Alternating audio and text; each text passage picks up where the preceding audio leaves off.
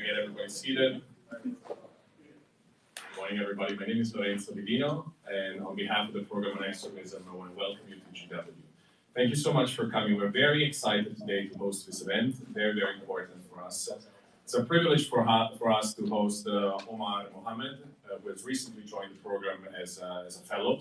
We're very glad to have him on board. Omar needs no introduction, but I think it's always nice to give one. Everybody sort of knows you. I've seen you work in the room fantastically. Omar has came to prominence in the dark days of Mosul when the city was under ISIS occupation. And Omar, who has a background as a scholar, was one of the very few voices that provided a window into what was happening in the city at the time. His writings, anonymous at the time, of course, provided a glimpse into how ISIS was governing the city, the atrocities it was carrying out, and how the population dealt with it. And it was an extremely precious tool for people to see what was happening in the city. After that, Omar left Mosul. He's been spending the last few years outside of Iraq, but his activities, both as a scholar and an activist, have been very well known. As a scholar of the history of the city of Mosul, he's been very active, but at the same time, he's done a lot of very interesting work in trying to bring back the culture of tolerance, the multiculturalism, the multi-ethnic, multi-religious components of Mosul. And I think that's something very, very important. Those are the reasons why we decided to work with Omar, and the reasons why we think the event today could be very interesting for people from a diverse background. I was looking at the list of people that have signed up for the event. It's a very diverse group of people, well beyond the field of extremism, which is the field, of course, of the center. So we're very, very happy to have you. We're also extremely happy to have an extraordinary moderator for the event. It was Mike Giglio, though we're debating on the pronunciation of the last name. As an Italian, I would go with Giglio. I would go with the proper Italian pronunciation. Mike has also a very long experience covering ISIS, covering Iraq. He was based in Istanbul for a few years and traveling to Iraq, covering what ISIS was doing. Recently published a widely acclaimed book on ISIS. I strongly recommend that. And he's still writing very much about what's going on with ISIS for the Atlantic. So without further ado, I would please ask you to join me in welcoming both of them. The way the event is going to, please take a seat. The way we decided to structure the event is that it will be basically a conversation between the two of them. And I would say for the last 15, 20 minutes, if Mike, who's moderating it, would want to open it for questions, and stress questions from the audience, that would be great. So without further ado, thank you very much.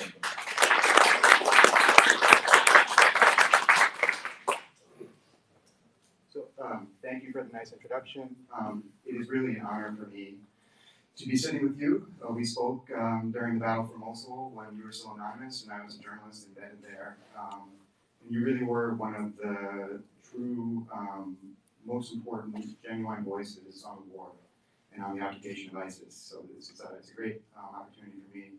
You know, before we talk about current events, I'd like to go a little bit into the background. You know, like many stories of wartime heroism, you came into your role by chance. You know, who were you before ISIS came to Mosul? What were you doing? Before ISIS came to Mosul, I just started my work at the university as a teacher. I started teaching history of ancient Iraq and also modern history of the Middle East. It was my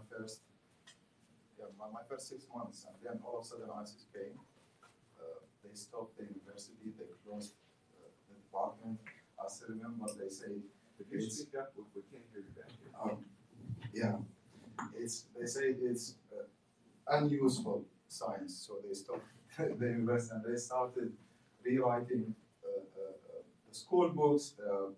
They established what they call it the Diwan of Education, which was run by someone called Main. He is Egyptian, German. I don't know how they brought all of these complications. And yeah, I was inside the city of Mosul. I was there. The attack of ISIS began from my neighborhood where I lived. I was able to to see them from my window that night. I still remember that night. I still remember the voice of that police officer who was the last one to resist ISIS in the street. They were calling him to stop shooting, and he keeps shooting until his last bullet, and they started shooting at him, and he was killed. Yeah, I witnessed everything at that moment. I witnessed how things completely changed and extremely changed in the city. It looks like something, it looks like a dream now for me. That's something I would never believe that I would ever be able to live such thing. It looks like a movie scene, something that is the humans are not capable of doing. So I remember when I was covering the battle for Mosul, so people would emerge from the neighborhoods as they were free from ISIS, and as if they'd been just hiding in their houses for years sometimes, afraid to go outside. And that's I think the understandable reaction when an extremist group takes over your neighborhood is just to try to keep a low profile. But you didn't really do that, did you? You went out and you decided to start documenting what was happening. What made you decide to do that? Yeah,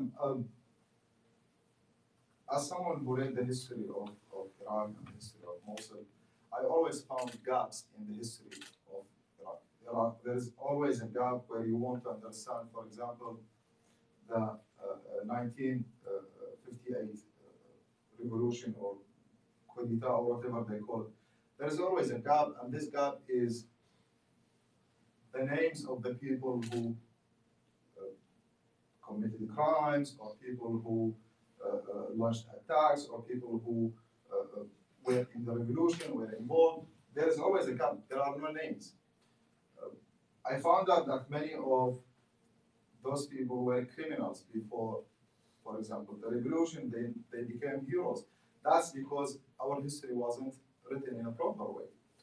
That was my responsibility, that I decided that this history should be written, should be well documented, and names should be mentioned. Because that was unique in this war, right? Like, there were no journalists, just to stress, able to access Mosul at that time. So if you didn't do it, activists didn't do it. Yeah, I mean, when ISIS occupied Mosul, the first thing they did, they arrested many journalists. They killed some of them. And literally, I was the only one who was doing this inside the city of Mosul. As a trained historian, as a native citizen of the city of Mosul, I felt the responsibility. And I saw how ISIS, and I always say this, and still feel it, that when ISIS came to Mosul, they didn't only came with weapons or they wanted to occupy the city. They brought a whole package of their own narrative of history, and they wanted to impose it on the city. And I felt responsible to at least stop this narrative of the history, or preserve the, I would say, the real narrative of the history of Mosul. So, what did you look like, for example? Like, were you dressed like a teacher, or? No, I mean, I stopped teaching because they closed the university, but there were many things I did, like crazy things, to be honest. One of them is that I always had this kind of communication with them in the street, that I use my knowledge of history and knowledge of Islam to have a conversation with them. I remember one of the funniest conversations I had when my mother was with me. In Islam, women should put on hijab, but women older than 50 years old are not obliged to do, as well as girls under 10 years old. But in the street, the guy from Hisba, or what they call Islamic police, he asked my mother, why you are not putting on hijab? Then I stopped him, like, what are you saying? Like, do you consider yourself a real soldier of the Caliphate? He said, yes. I don't like, no, you are stupid because you don't know your religion very well. And he kept like, what? He thought that I am someone from them, or because I told him I will report you to your commander, and he felt. But even just the basics. I mean, you had to dress like someone who supported ISIS. Right? No, not like this. I didn't put on this outfit, but because we were ordered as citizens of Mosul that we should have like our clothes, whether it's pants or whatever, it shouldn't be as short as this. Like, you shouldn't have a long pants because they think it's not proper to wear something that might touch the ground. I kept my normal clothes, my normal outfit, but I had a beard at that time. Yeah, it's really impossible to define what's called normal at that time. It's really difficult to explain what normal looked like at that time. It's really also difficult to explain our emotions at that time. We were afraid of, I myself, I was afraid not of being arrested because ISIS would find me, because I was like hiding myself very well. But I would be arrested, for example, for smoking, or I would be arrested for not having the proper clothes, or I would be arrested for my beard is not long enough, or they might find a mobile phone. But just to be clear, what would have happened when ISIS discovered that you were publishing this blog? And Oh gosh. I mean, as you may know, ISIS wouldn't only punish the person himself. It would have led to the punishment of my family, everyone related to me. They would bring it forward. But because they say this, by the way, I still receive threats from them, but they say this in one of their threats that you will wish to be killed the way the Jordanian pilot was killed. That we will not make you wish. how was he killed again? He was burned alive. They said, even this you will not reach it. We will kill you in a way that no one have ever imagined. And this is their language when they were like threatening people.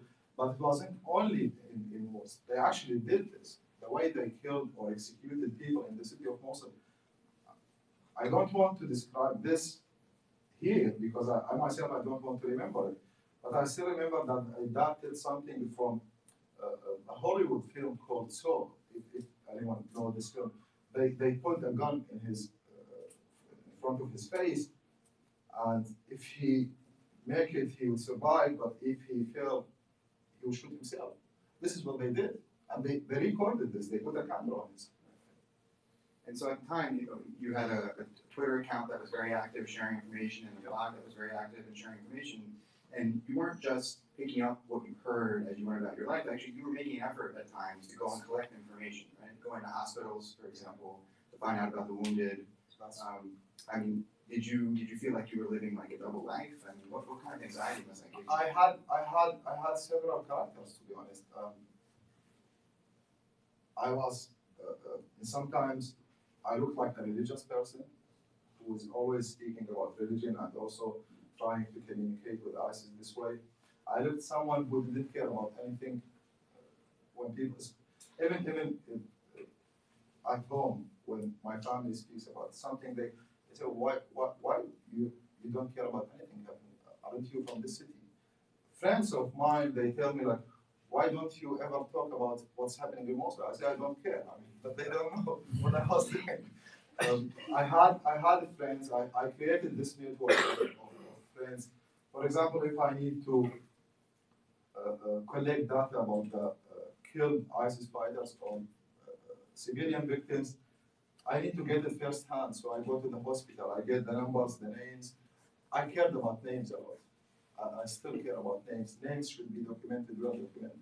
So I kept the names of the victims. I kept the names of ISIS terrorists, locations. I collected a good data.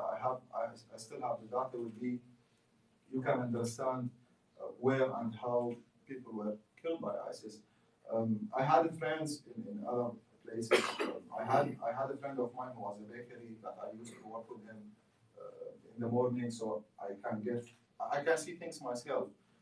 I will drive as a taxi driver because there are kind of conversations you never get only with a taxi driver. Or in the old, I used to go to the old market every day with my mother, which unfortunately was completely destroyed now, and there is no chance to see it again. Did anyone know about your secret life? No. Not even my mother. I mean, I told you, my mother sometimes tell me like, why don't you look like someone who cares about anything? I mean, yeah. It was for their own protection. I want to back up a little bit. Your own expertise think you so clearly care so passionately about the city. Absolutely. Can you tell us just why is it such an important city in not just in Iraq but in the Middle East? Mosul takes its importance from its name. The name Mosul in Arabic means to connect between two sides. And Mosul, since the Assyrian Empire, when it was Nineveh, it was a place that connected all the different sides. Mosul is in a very important geographical and geopolitical location. It played a very important role in different historical periods. But the last one was after the First World War, when Mosul became the case of the world, or what they called like at that time the Mosul question. As a native person of Mosul, I always treat or understand Mosul and call it, I say Mosul is a nation, it's not just a city. Mosul has always been in this status until 1926 came and things changed dramatically to the history of Mosul. The city was, and still, I hope it will remain so, a city of coexistence. We have the oldest religions in the world. We have the oldest church. We have the oldest mosque. We have the oldest synagogues, the oldest historical sites. Like we have the old version of everything, or the prototype of everything. The city had a unique and a very complicated character.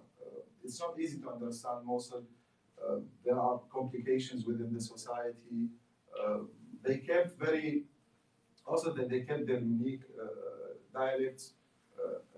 Culturally, it's part of a wider region. Like it shares a lot with Aleppo, with Diyarbakir, with Mardin in southern Turkey. It has a unique status. That's why Mosul was important, and it's still actually important because even when we saw the so-called Caliphate, when they occupied Raqqa, they weren't or they couldn't claim the Caliphate in the way they did when they occupied Mosul, and when the Baghdadi announced his Caliphate in the city of Mosul. So it matters to everyone, to the jihadists, to now it also matters a lot to Iran, because Iran is now controlling a huge part of the city and controls the road towards Syria. The Kurds are so interested in Mosul. The Turks are interested in Mosul. The Americans, the Iraqi government is not interested in Mosul. There are many things that we make use of Mosul in like, the past and in the future. You were a teenager when the Iraq War started, right? Yeah. What was the effect of that war on the city? Well, the first day I saw the Americans, I thought they were shooting the film. But I was 17 years old when they occupied Mosul. It was Friday, 11. They entered the city of Mosul at 11:30 a.m.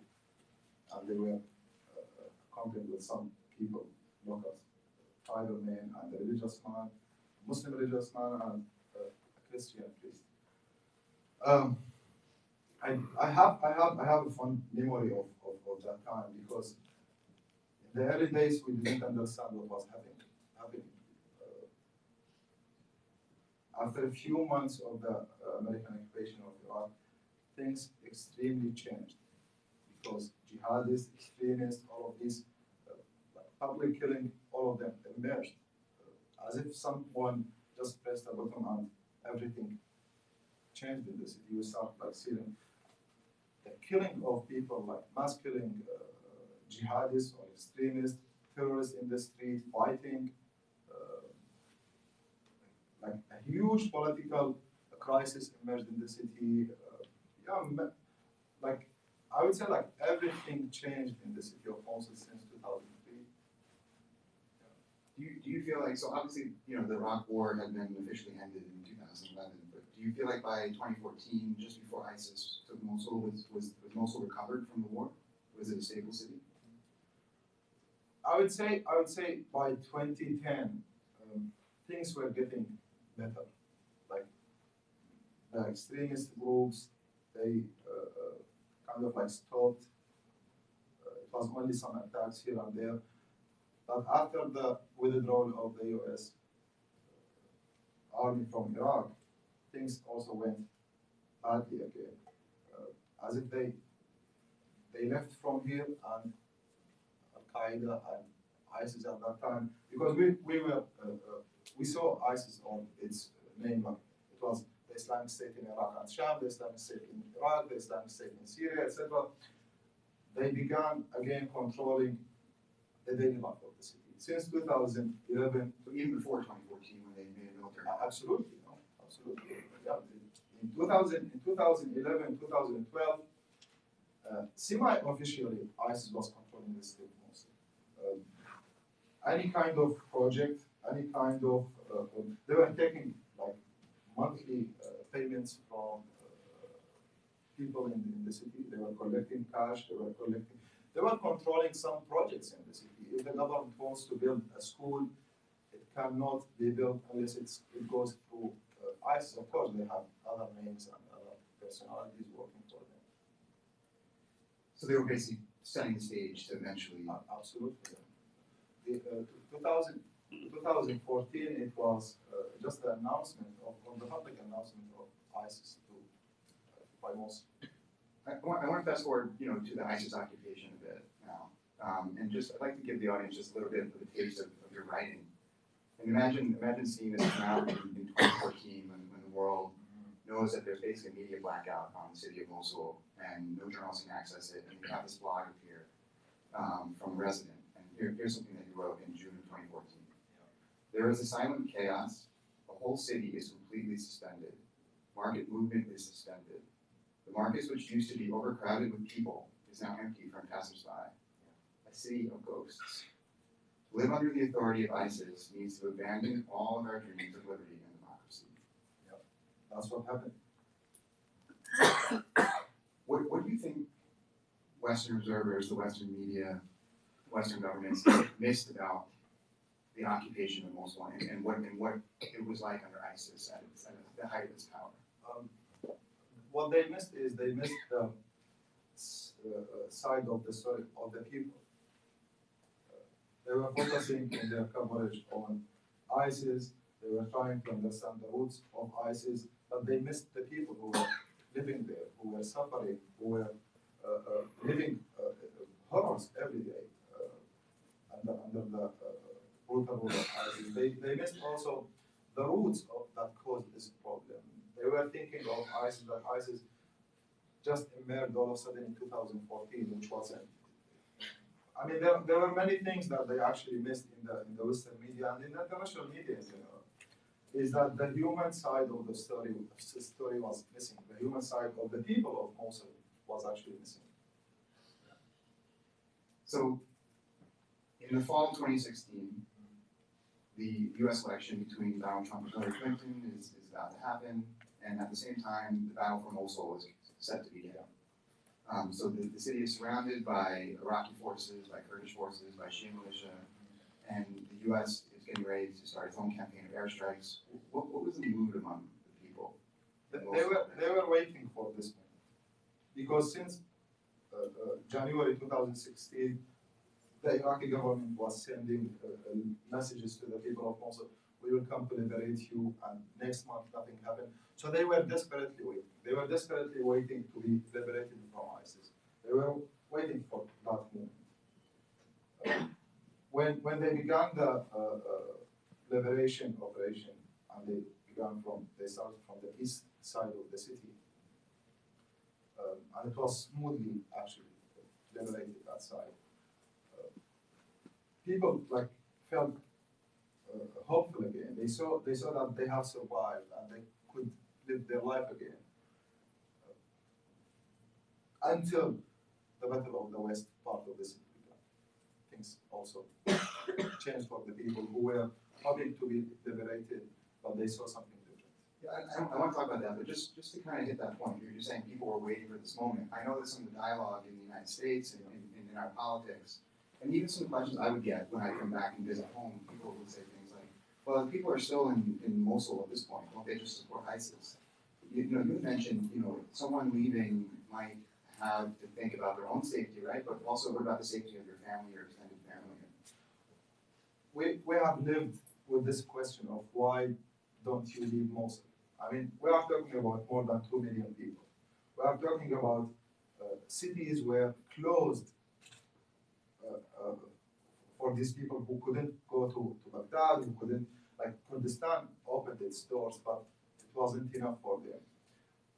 People of Mosul had no choice, they had no options. I mean, if they go to Baghdad, they will be arrested there. They will be suspected always as terrorists or as ISIS supporters. They just had no options to do. Like, they didn't know where to go. And we are talking about families, like imagine thousands of families leaving their city. Where would they go? And this was a very serious question. Actually, it wasn't only raised by the people, but was also raised by the Iraqi government itself. Like talking to the people, why don't you leave? And they also stopped salaries, etc. But there was no way out. Would ISIS let people leave if they wanted to? No, it was impossible for them to leave because they arrested many people who tried to flee, and they killed them in front of the other people publicly. And only few cases for someone, there was a choice that if you want to leave Mosul, only for medical treatment, but you have to give your house, everything you own in the city, you have to give it to ISIS, and then you go out only with your clothes. That's all. So, when the battle actually started, you mentioned some of the destruction. I actually found you to be an amazing voice, not just about what ISIS was doing in Mosul, but also what U.S. airstrikes and the U.S.-backed offensive on the ground was doing in Mosul. How do you feel about the way the battle played out? Well, it's very complicated, Mike. It's too complicated.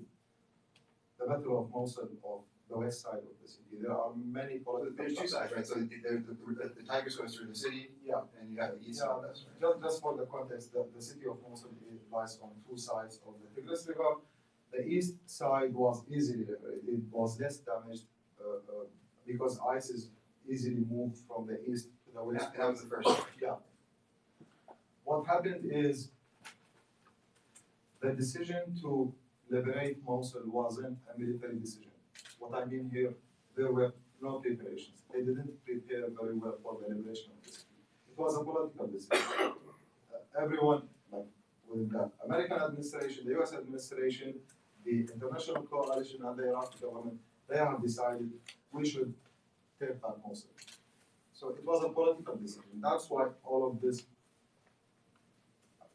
destruction happened, because they weren't prepared. This is one. And the Iraqi military force and Iraqi military security units like CTS, the Iraqi Federal Police, other units, they weren't prepared for such kind of battles. And they had, I would always say, that they had other options. The government says we didn't have other options to liberate the city, only this urban warfare. But I believe they had other options. Yes, so, just to lay out the way the battle played out, like you said, first the eastern half of the city was free, right? Then ISIS elements moved to the western half of the city. And then the coalition made a decision, right, to not let ISIS escape the city. It was in the beginning they were discussing the option of allowing ISIS to escape to Syria. And Western Mosul, just to give a sense, it's a very densely populated area, right? Yeah, it's the most populated part of the city.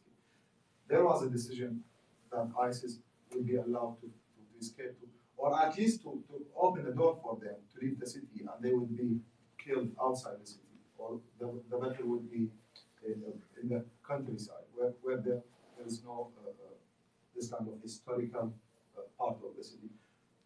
But everything all of a sudden changed when militias, Iran-backed militias, and what they called the PMU, they came and they blocked the west. PMU being the umbrella of militia, Yeah. many of which are supported by Iran. And they blocked this. So they had to fight ISIS inside the city of Mosul. And ISIS was fighting for survival. They destroyed everything before they leave. And they took the people Mosul human shields. Like I still have the stories because I was well connected with many people inside the city at that time. Many people were trapped. What ISIS would do is they bring 5 to 10 families and they put them in one house and they put a sniper on the rooftop. So they shoot at the security forces and then they would shoot back and everything would be destroyed. Also the structure of the city is very old. Right? You don't have to destroy one block. You only destroy one house or shoot one missile, everything would be destroyed. And just to be clear, so it's not just Iraqi forces firing back, it's also airstrikes. Right? Yeah, mostly the airstrikes. What was the effect of the airstrikes in Western Mosul in particular? Well, I mean, I don't know if we can see. I mean, there's a destruction here. It's unimaginable destruction. A huge part. It's the size of 18 football field were completely demolished to ground. They disappeared. They vanished. And 70% of the cultural heritage of the city also disappeared. It's irreplaceable. We don't know how to replace it. Do you think that the U.S. and obviously the Iraqi government, but the international community that was part of this war has the responsibility to rebuild in these areas? Absolutely, it's their responsibility to rebuild what they destroyed. Although the Iraqi government, after the liberation of Mosul, Mosul is no more a priority for the Iraqi government. There's a huge problem still ongoing and growing is the policy of the reconstruction and how the reconstruction is happening and why there is a focus on certain sides of the city while abandoning the west side of the city. Why there is no will to rebuild the west part. By the way, you have probably seen many photos. All of these reconstructions and recovery were done by the people themselves. It's not by the international organizations, not by the government. The city had 5 hospitals. All of them were destroyed. 5 bridges were destroyed. The infrastructure is destroyed. And we are not only talking about Mosul. Also, there's something important. And when you ask me about the western coverage of Mosul, they made the province or Nineveh, they made Mosul like it's just the old city. It's actually not.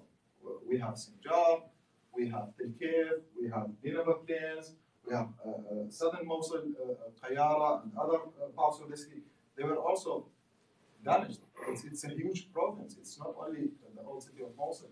And we are talking about infrastructure that actually takes huge efforts to rebuild it. So yes, it's the responsibility of the international coalition, but mainly the Iraqi government. The Iraqi government should make more efforts. You mentioned the importance to you of names of perpetrators and also victims. Do you feel like there's been an accounting of the victims of the civilian victims of the campaign? Yeah. I think what we should do is that we should always remember these names and not keep them just as numbers. They shouldn't be just counted as numbers. They were killed, but their names should always live, and there should be always. We should always pay attention to these names that they had lives. They were part of the city. They were part of its history, and they should always be part of its future. Also, for the criminals, their names should always be remembered.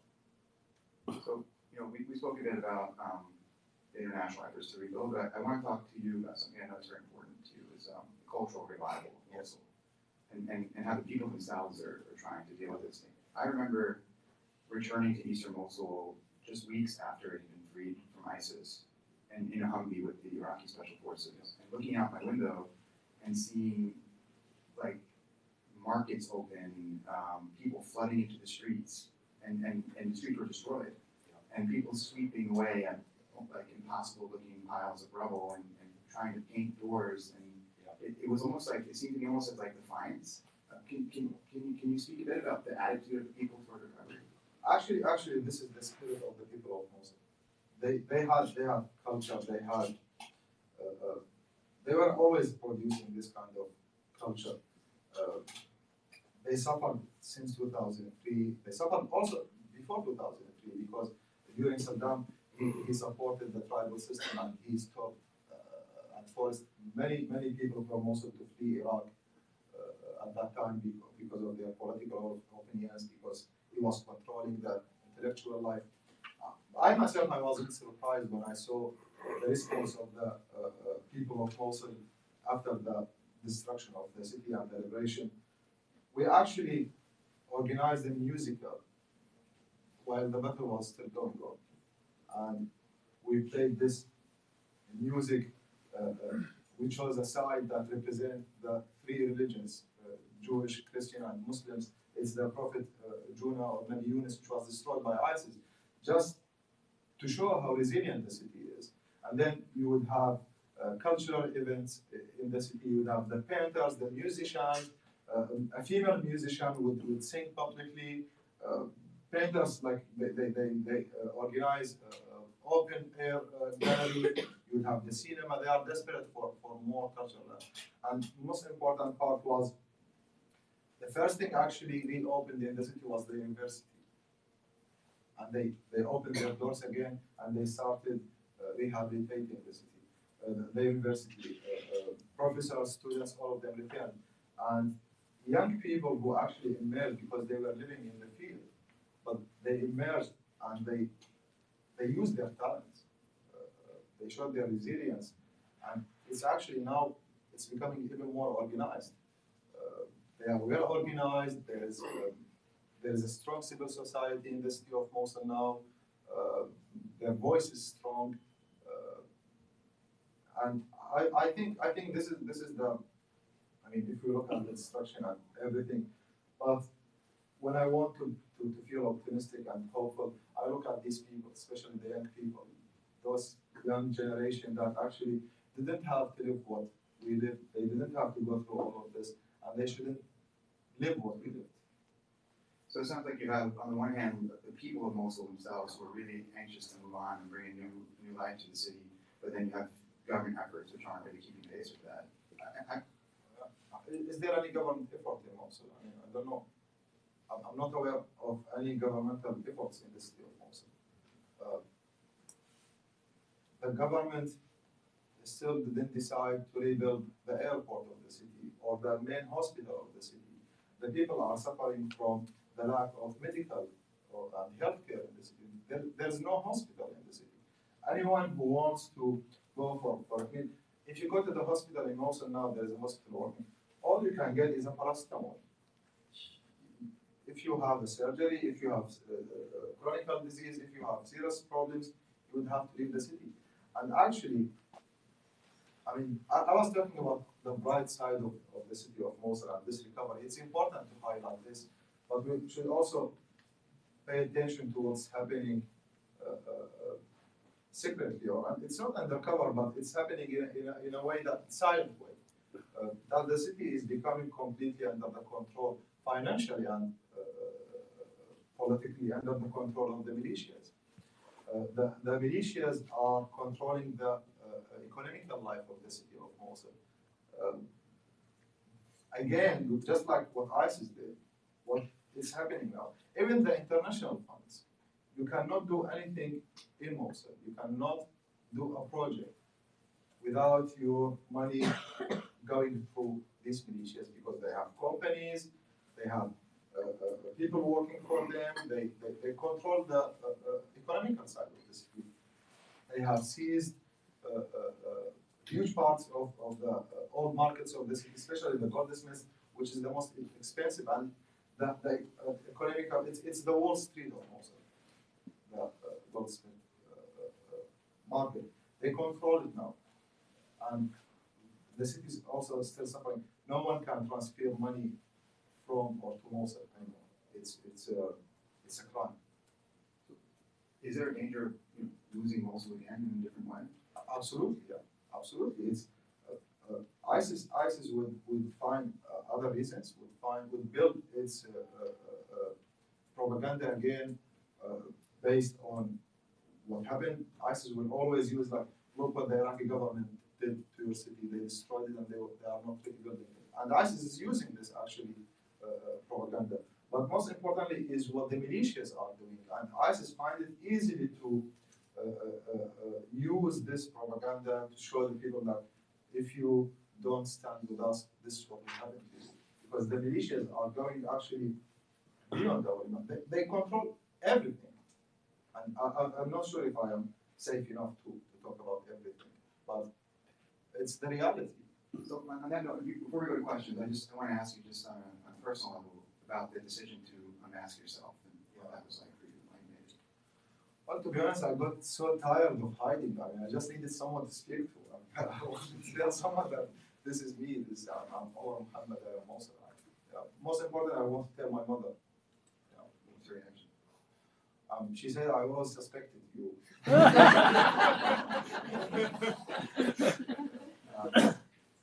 Do you feel safe enough now to go back to the city? No, absolutely not.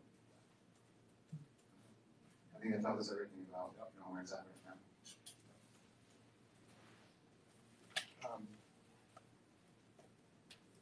Omar, when ISIS arrived and they closed the university and the department, were any of your colleagues lost?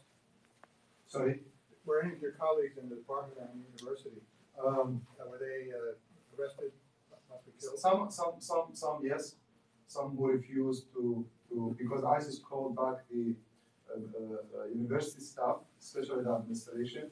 Some of them refused, some of them fled the city. Yeah.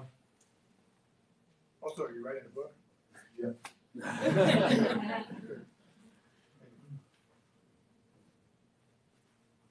Thank you, and thank you for your reporting. I think there are some of us here or many of us here who read it at the time and found it very valuable. But I wanted to ask you, it's clear that ISIS is still in Iraq and in the region, and the militias are kind of running rampant. Is there something that you would like to see done to help kind of remedy the situation against both ISIS and the militias?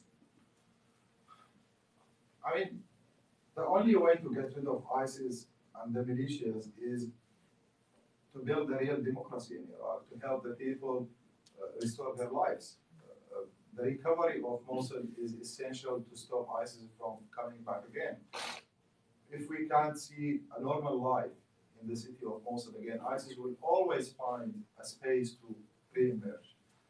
But if we help the people of Mosul to recover their life, to make Mosul a strong city, a strong Mosul is a good thing for everyone. For Baghdad, for Kurdistan, for Turkey, for the region. It's important to have a strong Mosul, not weak, divided city as they want to make it. Because within this kind of division, terrorists and militias, they will always find a space. Helping the intellectual life of the city, helping the university, help the economy of Mosul to emerge again. I think these are the responses to stop terrorism from growing in our region. And justice also, justice and freedom, support the freedom.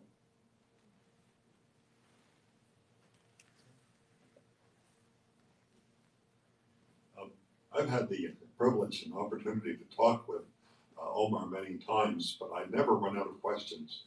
And one that I think would be of broad interest here, we heard a lot about the Nouri Mosque, of course, because of the, because that's where Abu Bakr al-Baghdadi proclaimed himself as caliph, and of course we knew that the Moslawis called it Adba because of the crooked minaret and things like that, and many people think of it as a symbol of Mosul.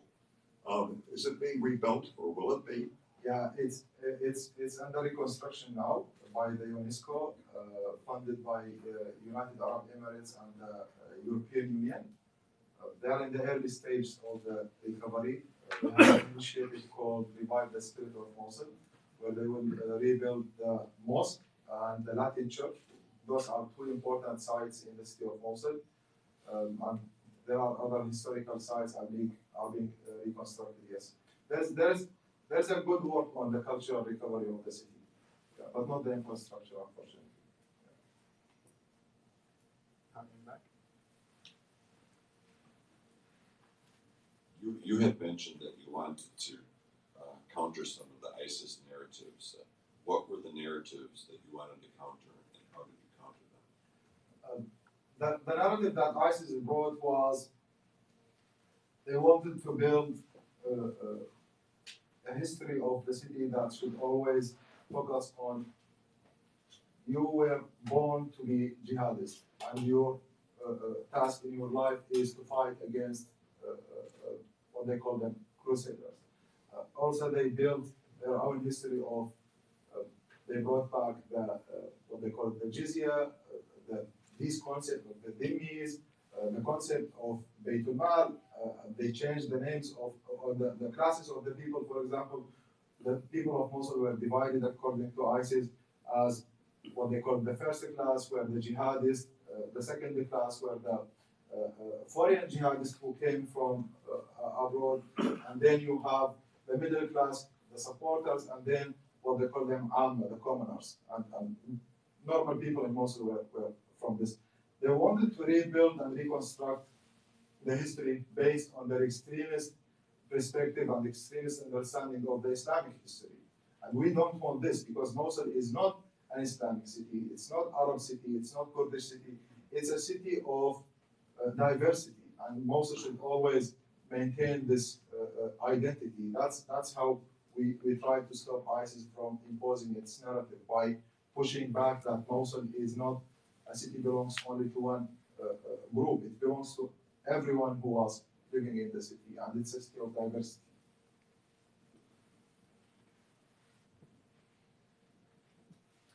Could you talk a little bit more about, you mentioned briefly the Hashd al-Shabi closed off the portion of the city, potentially letting ISIS militants out. What was whatever ethnic or strategic or political reasoning behind that? Did everyone hear that question? No. No. He's asking, there was a decision, as he mentioned, by the Shia militia to close off part of western Mosul so ISIS fighters couldn't leave ahead of the battle. What was the political thinking behind that, and what are the implications of that, right? I think in this case it was much more related to what was happening in Syria. Assad was going through a difficult time. He was losing, and they didn't want ISIS to be back to Syria.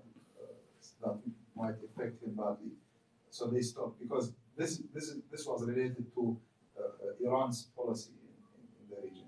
It's much more related to what was happening in Syria, in my opinion.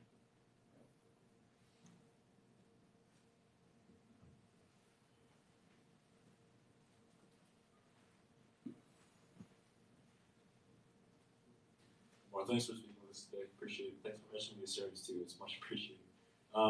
There's a lot of talk now about potential U.S. troop withdrawal. I'm curious, what does the presence of U.S. troops look like in the city, and how would that affect the city if there was any kind of withdrawal?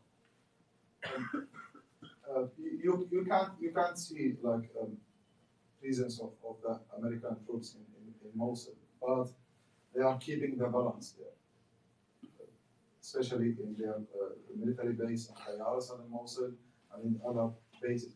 They are keeping the balance. I cannot imagine the withdrawal of U.S. troops from Mosul, because if they leave now, we will see only chaos. Especially from Mosul. I don't know about the situation in southern Iraq, but what I know about Mosul is any sudden withdrawal of the American troops from Mosul in this time, we will not only see the re-emerging of ISIS, but we will also see horrible things that will not only lead to another ISIS, but will lead a most extreme version of ISIS again, because all of the potentials are there.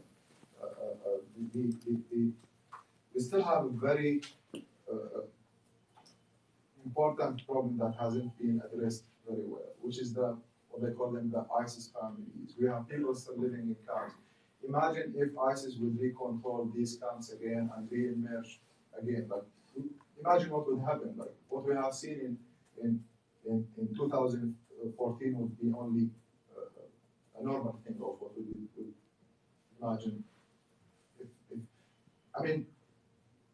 we have seen what happened when they left in 2011, and we will also see something horrible if they leave now. I just want to ask you a question on that. You know, the U.S. government keeps saying ISIS is defeated. What is the actual ISIS presence like around Mosul and in northern Iraq right now? Inside the city of Mosul, there is no presence of ISIS, but they still have their pockets and their hidden areas in the outskirts of the city, on the Iraq-Syrian borders. There's also something important about ISIS itself, is that we know for sure that there are many ISIS fighters or leaders who turned or became militia. Because by the way, when we talk about militias, it's not just, I don't only refer to Shia militias, because there were militias formed by the Shia militias, but they are Sunni tribes in the west part of the city of Mosul. And many of ISIS fighters, they found a way out or escape within these militias. You were ISIS fighter, and you now become a militia, everything is done. No one will catch you. So this is what we are afraid of. Not that ISIS still has pockets, but those are still controlling the public scene, that they are still having weapons. If the balance will like, if there's something will happen, like the US troops will leave or someone will have more power, ISIS wouldn't wait any chance to re-emerge again and using what already exists, a fragile situation.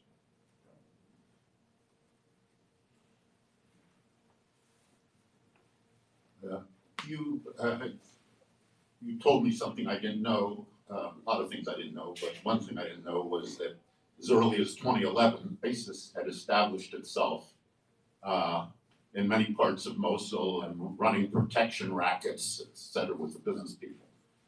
But how would that happen if there weren't a considerable number of sympathizers, particularly in the Sunni community, who saw Iran, the US, the Shia militias as the threat and saw ISIS as a potential ally and block on Iran's ambitions? Yeah. It's actually not that ISIS had sympathizers. But what happened is that the Iraqi government lost the people of Mosul, and the people of Mosul lost their interest in the Iraqi government. So they said, this is not our battle, it's between ISIS and Iraqi government. It's not our battle, we will not interfere in this. We were abandoned by the government, we were left out. I mean, there are many stories about the Iraq security forces before 2014 and what they were doing in the city of Mosul. All of these random arrests. I still remember in 2011, I would just return back from Egypt because Maliki was visiting the city, and I didn't know at that time. I was kicked out of the car because I was using my phone in the checkpoint. And these checkpoints, they still have really negative part of our memory, because we know when we talk about checkpoints, it's a horror movie. It's not that there are no sympathizers of the Sunni jihadism or the Caliphate, etc. No, I would be naive if I say there wasn't. There is this kind of support to the idea of the Islamic State or the Caliphate.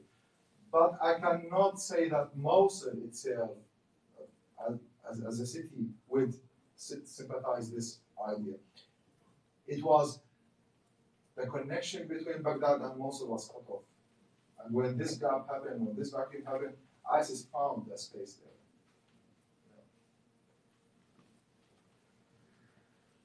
Thank you very much. I would be interested to know how the specific situation and recent history of Mosul connects with the broader demonstrations and Iraqi movement that we've seen in the past weeks, and obviously, I guess the issue of corruption and other claims by the demonstrators have also a relation with what happened in Mosul. But can you tell us a bit more about what are the concrete impacts and connections that have been made between Mosul and I would say the more general Iraqi situation?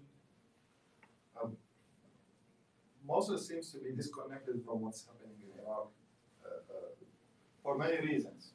First, as I mentioned, it's controlled by the militias and the people are unable to protest because protest in Mosul now as a concept means that you support ISIS because in the public discourse, the protest of 2013 brought ISIS, and this is the political and the public discourse. So the people of Mosul try to avoid using or mentioning or protesting in general. They are supporting what's happening in southern Iraq, and many of them are publicly doing this. I mean, I myself from Mosul, I support what's happening. I fully support the protests in southern Iraq against the corruption, against all of what's happening in Iraq. But I'm not sure that, and also some people try to label what's happening in southern Iraq as a Shia protest, which is actually not. It's an Iraqi protest. But to what extent Mosul is related to this, I don't know. I don't know if we feel related to this. It's not part of what's happening in Mosul.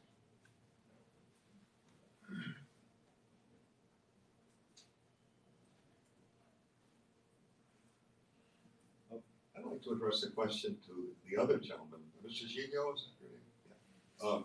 You're a journalist? I am. And you actually served in Mosul? I worked in Mosul correspondence during the battle.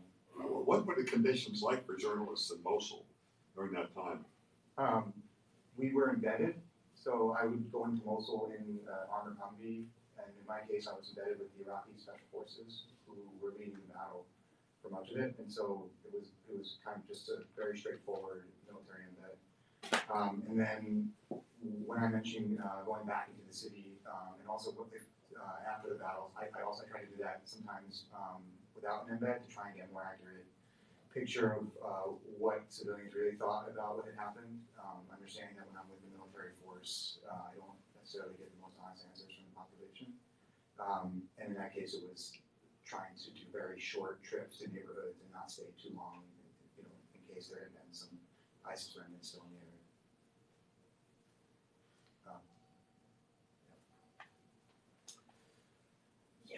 The question I have, Omar, is could you just tell us a little bit about how effective ISIS's bureaucracy was and kind of how that functioned on a day-to-day basis? I mean, how often were people having to interact with kind of bureaucrats in that sense? Almost every day, ISIS was a very bureaucratic organization. They had their administrations. They launched a survey, the whole city, the houses, the households. They had huge database of the city, and people would have to go to their administrations every day, especially the real estate, because the people had to prove that they own the house or that it doesn't belong to someone who left the city or it doesn't belong to a Christian or Yazidi or anyone is considered out of control of the Islamic State or ISIS.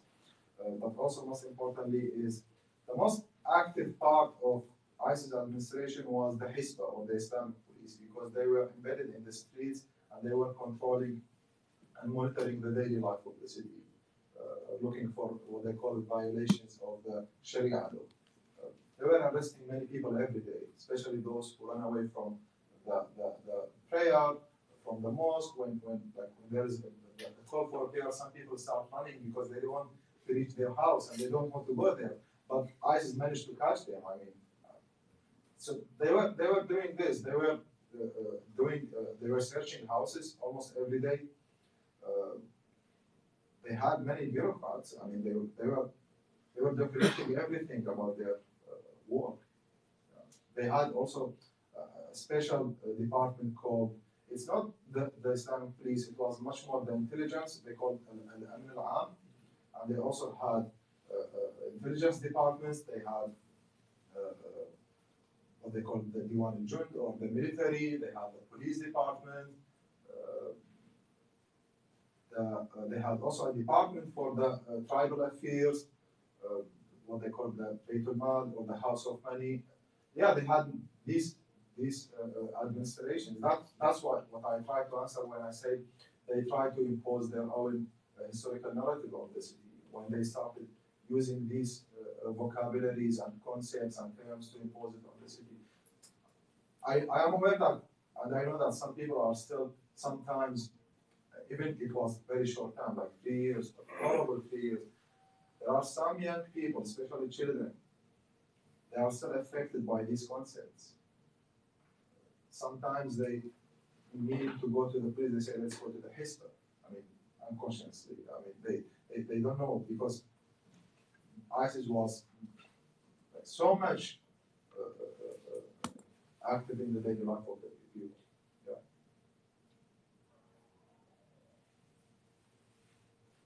In the back, please. This is a very Here. naive, Mike. this is a very naive question. But I have been coming to these things and learning, and what I don't understand is how did ISIS seemingly spring up almost overnight, so well defined and organized? That's actually a question I still look for an answer to, because this is what I saw. Like in 3 days, all the administrations were established, and we don't know where they come from. In 3 days, like literally in 3 days, all the police departments, they were changed. They had everything was printed, all the signs. I still remember the police station they opened in our neighborhood. In 3 days, everything changed. They had what they call the media outlets. It's a caravan. They were established in the streets. While they were fighting, by the way, they established this. So this is actually a question I'm still looking an answer for. I don't know. I don't know where did they bring this from and how they did this, because with all of these, like the new cars they brought, with all of these new weapons, I don't know, to be honest. What do you suspect? I really don't know. I'm still researching this. I'm still trying to find a good answer to this, because there are many possible answers to this question. But until I finish my research, I cannot answer it now. Thank you.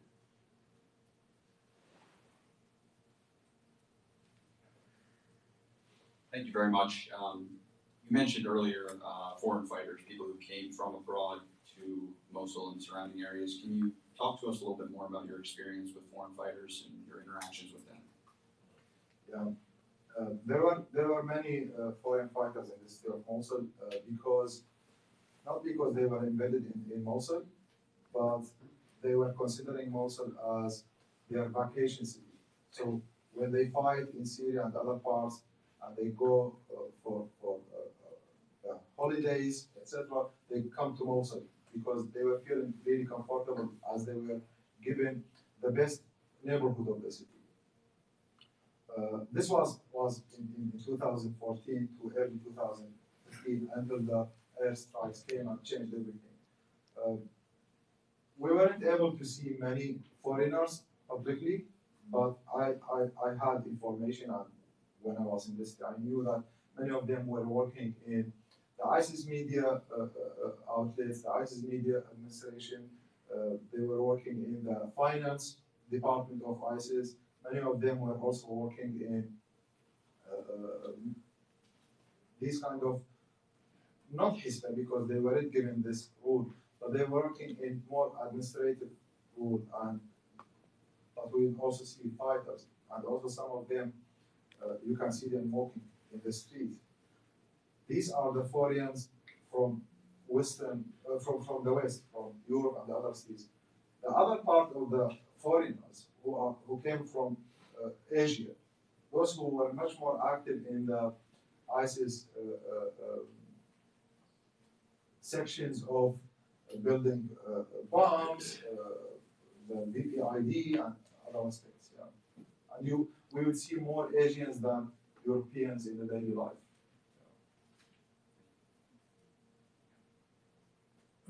Omar, how aware were you and people you knew of the ISIS activities with respect to sexual slavery and forced marriages and so on that we read about?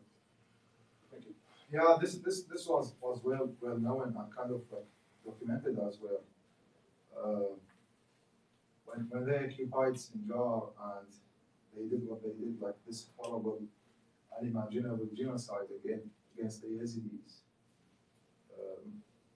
I still remember that I documented locations where ISIS brought Yazidi women. Also, I witnessed things in the hospital. I saw women were brought to the hospital.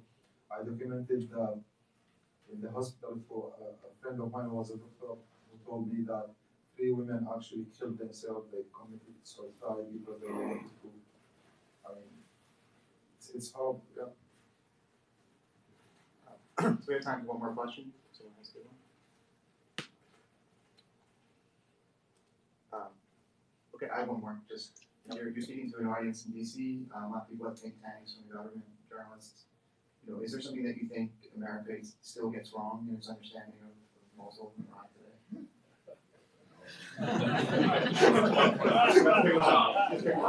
Yeah, I mean, I don't know. Because everything went wrong, to be honest. I hope that they will do something right this time, that they will treat Mosul in the right way, and they will treat it as a city has a huge part of its name, that it can connect between things. Mosul is very important in the also Baghdad-Erbil debate. Mosul is important in the debate of Turkey-Iraq debate. You have Mosul exactly in the middle of everything. As I said in the beginning, a strong Mosul is a good thing for everyone. I hope the Americans, if they plan to do something right this time, that they invest much more in Mosul. Yeah. Thank you very much. Thank you.